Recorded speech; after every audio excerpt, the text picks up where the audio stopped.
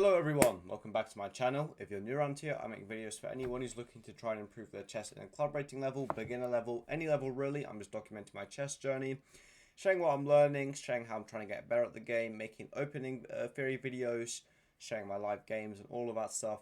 So if that sounds interesting, please consider subscribing as it would be greatly appreciated. In today's video, it's a good one. We'll be looking over the martial attack, we'll be going over the theory, the ideas, what the opening is about and all of that stuff. So yeah, let's get into it. Continuing the series of Roy Lopez, and the martial attack was due to come up at any point, so this video has arrived. So anyway, knight f6, knight c6, bishop b5, the Roy Lopez, entering with bishop b5, and now a6, bishop a4, and now knight f6. After knight f6 we castle. I've gone over the theory of knight e4. I'll leave a playlist in the link so you can check the videos, all the videos on this opening out. So this is the open Roy Lopez, but here black goes bishop e7, the close, and it's also the most popular move. After rook e1, b5, bishop b3, and castles, the most popular move is c3, and it also invites the martial attack. If you do not want to play against the martial attack, what a lot of players do not want to play against it, they can go a4. It's an anti-martial weapon, and players like Garry Kasparov have played it and had a great success with it. But c3 is the main line, and it also transposes into lots of mainline Roy Lopez. Anyway, after c3, d5 is played, and this is the standard opening move into the martial attack. I mean, d5's pretty much just signals this is a martial attack.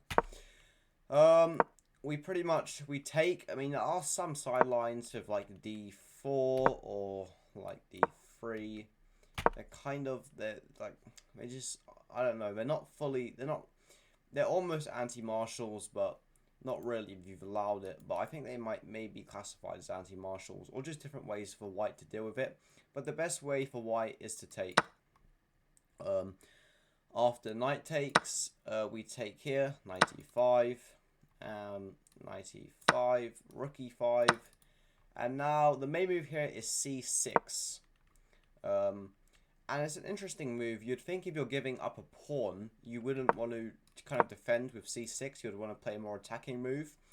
But as you see, black will get a great. He'll get a great attack. You'll probably be wondering why on earth did black give up a pawn with this e4 pawn. E5 pawn. It's because black will get a black will be able to attack a lot faster. That's pretty much the whole point. It's a very pleasant attack. Even though it may not be that obvious with a move like c6, but the following moves you'll see.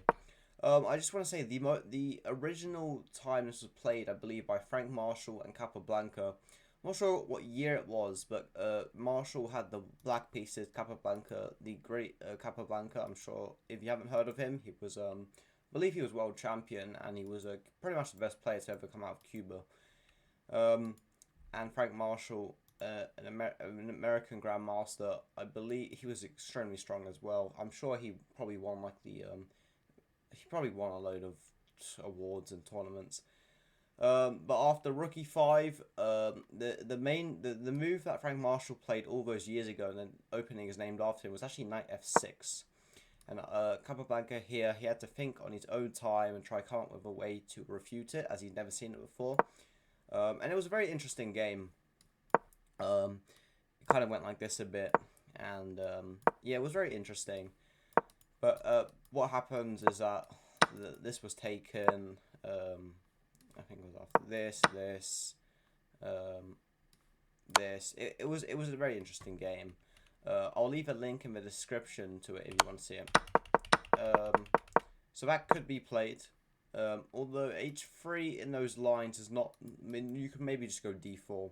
Maybe you don't need to go h3, but yeah, if you want to see the game, I'll leave a link in the description.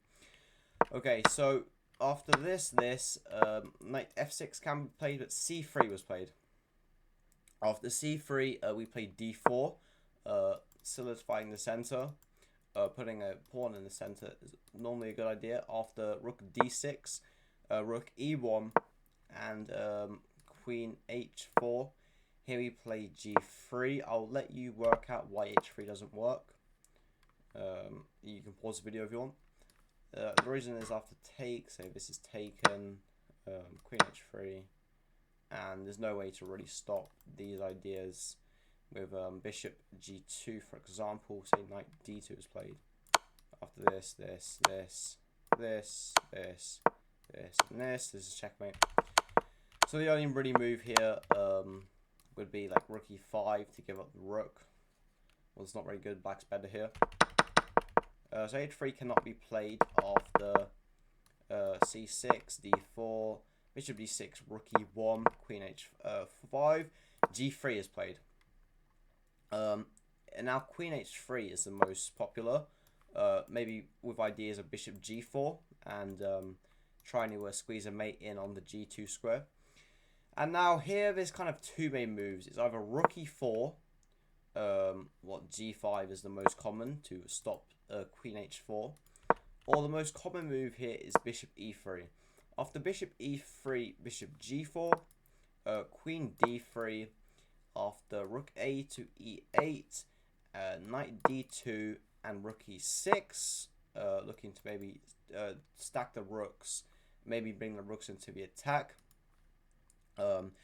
After a4, this is kind of where black can branch out, and this is kind of maybe the end of, I mean, definitely not the end of the theory, but this is where black can kind of branch out a bit, and this is probably this kind of starting position to this line. For example, black here can go queen h5, can go f5, or can even 5. And this is pretty much the end of the kind of theory. This is where, I mean, not the end of like the complete theory, but this is where you'd have to, after this, you'd have to start doing your own work. But yeah, that's pretty much the martial attack. It's interesting. Black gets a very nice attack. And these are pretty much just the standard theory moves. Rook e4 can be played as well. Even takes can be played, although those lines are very hard for white to win, as there's always ideas. There's bishop here. There's always ideas of mates. But yeah, that's it pretty much. I thought I would just go over the opening, show the basic theory. And yeah, if you've got any value out of the video, leave a like, sub, would be much appreciated. And yeah, have a good rest of your day.